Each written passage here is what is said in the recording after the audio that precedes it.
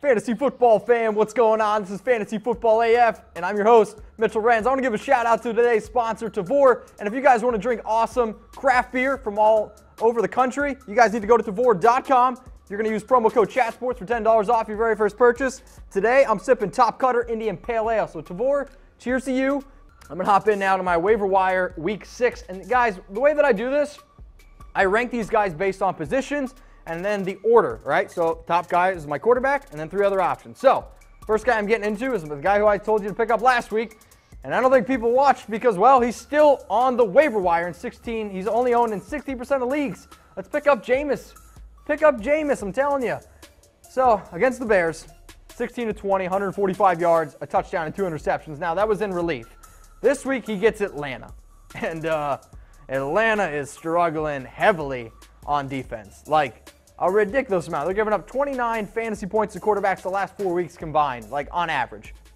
I think Jameis, but he's got a full week to prepare for the Falcons. This could be a very high-scoring game. So, hey, if he's still out there, I'm telling you, as I burp, go out and pick up Jameis Winston. But if you miss on Jameis, because I get it, maybe you guys are in fab leagues or maybe you don't have the top waiver option because, hey, you watch the show and you're actually good.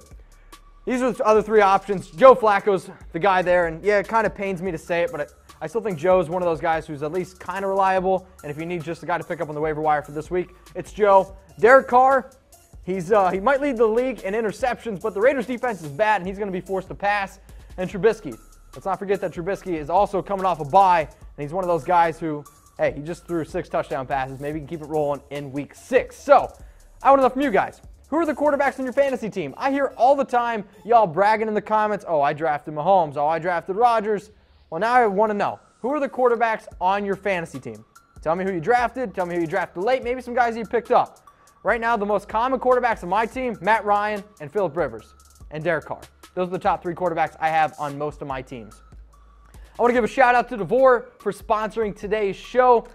Guys, Tavour is by far the best place to get craft beer. So imagine finding sleepers on the waiver wire. Tavour is a sleeper place where you're going to find rare craft beers that you can't find anywhere else. So go to Tavour.com.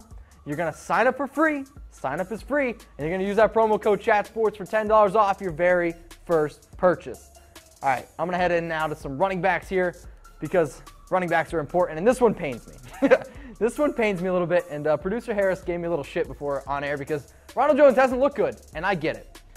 I'm kind of hoping that Ronald Jones can maybe show me some of the flashes that he did at USC when he scored 19 touchdowns.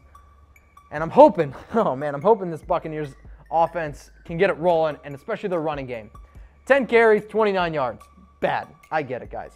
Now, they had a bye week in week 5. Maybe they can game plan to get Rojo the ball a little bit more. He was drafted in the 2nd round, 38th overall this past year, so I'm hoping, really hoping maybe he starts getting the ball. But if you miss on Rojo, here are 3 other options that you should consider. Alfred Morris, with Breida likely to miss week 6, Alfred Morris could see a decent amount of touches. Clement, as I mentioned before on the show, is a guy that you could definitely consider. And Donta Foreman. Now, he's not going to play this week, okay? Foreman will not play this week, but I'm telling you right now, if he has a chance to be the lead running back on a team, that's somebody you should pick up. And all next week, I'm telling you, everybody next week is going to say, pick up Foreman, pick up Foreman. Beat the curve, do it a little early. Sometimes it's okay to be premature. Go up, pick up Foreman. Okay, I got a little master debater for you guys. And I want to know because, guess what? We're kind of getting into the fall. It's October. I went to a pumpkin patch this past weekend. And is pumpkin pie good? That's all I want to know. Because I feel like it's either hit or miss. Some people love it. For me, it's the highlight of my Thanksgiving. So I want to know from you guys, is pumpkin pie good? Give me a heart for yes or a wow face for no, because I would be absolutely astonished if nobody likes pumpkin pie, as Harris is giving me the thumbs down. So Harris is going wow. I'm saying yes, because I absolutely love pumpkin pie. Notice I love Mizzen and Maine. And these shirts that these guys give us are absolutely the best dress shirts you guys will ever own. And they are super, super comfortable. Head over to Mizzen and Maine, okay? You're going to go to www.comfortable.af. And guys, I'm telling you, here's a pro tip. I wear these shirts when I go out here in Dallas, and chicks like them. Chicks like them a lot. So shout out to Caitlin, because we got a date this week. And Mizzen and Maine, thanks for hooking me up with that date, because I definitely appreciate it. All right, we're going to head over to now waiver wire week 6. here for the wide receiver position.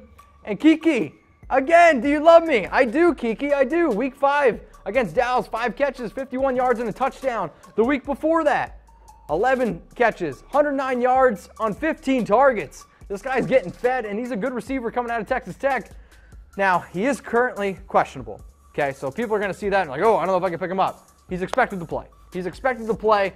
And when you got guys like Will Fuller, you guys got, like DeAndre Hopkins, they're going to keep chucking the ball. Watson's starting to get it rolling a little bit. His ownership's only 26%. Please go out and pick up Keke.